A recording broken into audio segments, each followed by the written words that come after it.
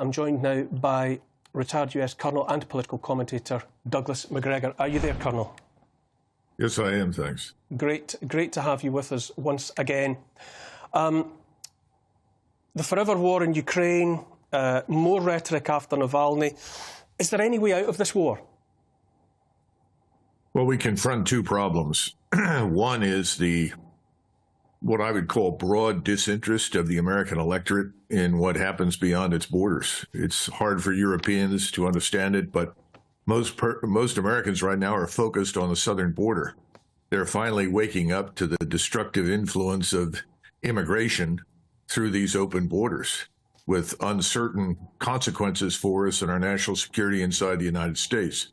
That's where Americans are focused. They're not focused on what's happening in Ukraine, and frankly, they never were. We have no vital strategic interest in the place.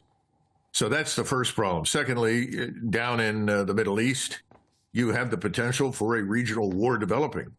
Americans assumed at the beginning that this would be simply another Arab-Israeli war in which Arab forces would be quickly defeated and everything would end well for Israel. Americans are now beginning to see that that's not true. But again, they see war as something that happens in other people's countries. They don't understand that things have changed. War can come to us in many, many different forms. What do you make? I'm extremely alarmed by the mood music of talk of, here in the UK, of a citizen army. And more people with access to microphones and to the public space are talking about conscription and gathering together young people for what? For what?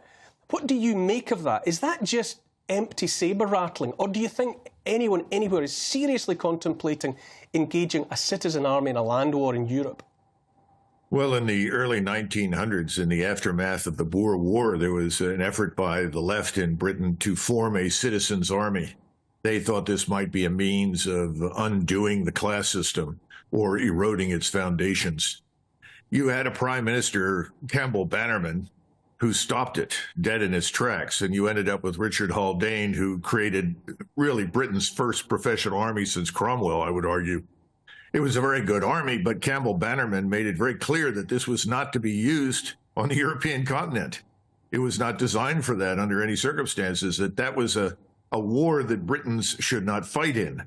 Ultimately, Bannerman dies, and you end up with this man, H.H. Asquith, and sadly, Britain then marches into the First World War without really understanding the consequences. You've outlined those very well in your discussion that led up to this point. I can only hope that the British people exercise common sense. I can't imagine the Scots signing up for it. After all, they took very heavy casualties, disproportionate casualties. So did the Irish. I don't know what people in Britain think, but the notion that a citizen soldier army should be raised and sent east to fight in Eastern Europe is preposterous, especially since there's no threat from Russia. This is utter nonsense. It's a huge lie.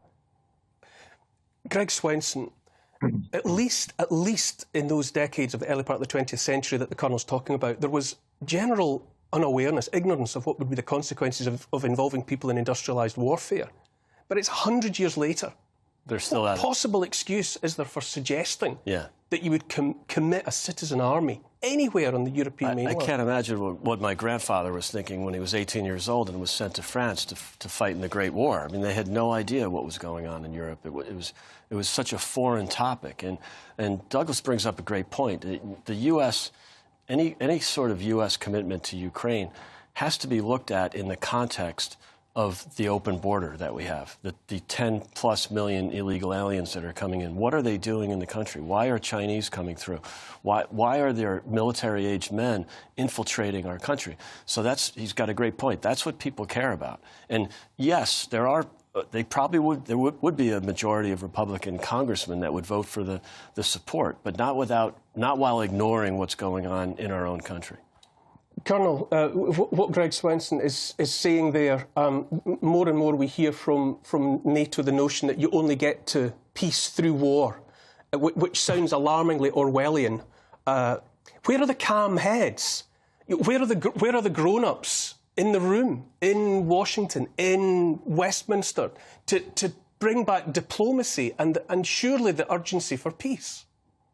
Well, there are probably two groups of people. One, those who are simply bought and paid for. I mean, the numbers of members of Congress in the United States who receive enormous subsidies via political action committees for supporting whatever Israel wants is enormous. Then you have to look at the people that are profiting from their commitments to the military-industrial congressional complex. By the way, when Eisenhower penned his speech, he did not say military-industrial complex. He said military-industrial congressional complex. And he was advised, well, if you bring this up, you'll make more enemies in Congress. We still have to get legislation through. So he backed away from that, which is unfortunate because it's very much part of the problem. We've got a lot of people simply profiting. And then you have another group that is in the category of believing that they can beat their chests, make outrageous statements without consequences. I know that sounds odd, but when you listen to people in the Senate like Lindsey Graham and others, they say outrageous things, but they don't think anything will happen. It's back to the original assumption that is so widely held. Oh, war? That happens in someone else's country. You know, you mentioned nuclear weapons earlier. It's incomprehensible to me that the Russians or the Chinese would ever consider using nuclear weapons. I see no evidence for it.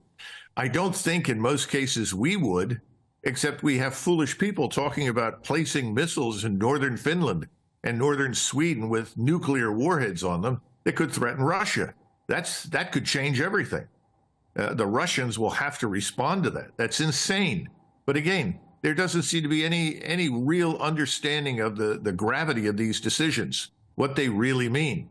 So we're led by fools, knaves.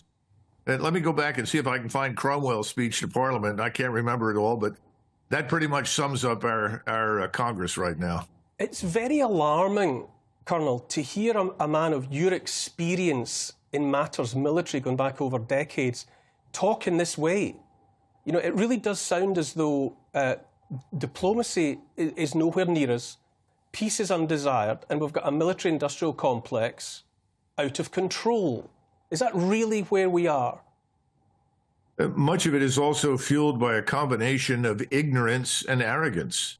There's a failure to understand that we don't live in the world of 1991 or 92 any longer, when we were arguably the last man standing. We had these enormous conventional forces, a very effective and powerful economy that had not yet been completely exported elsewhere.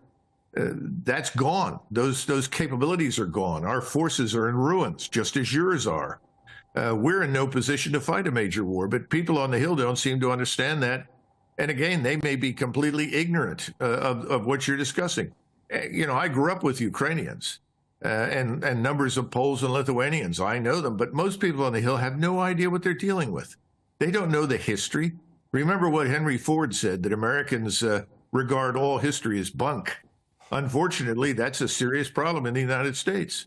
We just don't know the importance of history, culture, language, all of these things, ethnicity. We dismiss everything out of hand. Why? We're America. We're the new experiment. We're the image of everything everyone in the world wants to become. No, we're not. Our values are not universal. Our interests are divorced from reality. This is the problem. Colonel Douglas Macgregor, as once again, I have to say, you have alarmed me. You do not set my mind at rest at all, but it's so important to listen to what you have to say. I hope we can pick up this conversation at some point in the not-too-distant future. Thank you for your contribution tonight. Thank you, Neil. Bye-bye.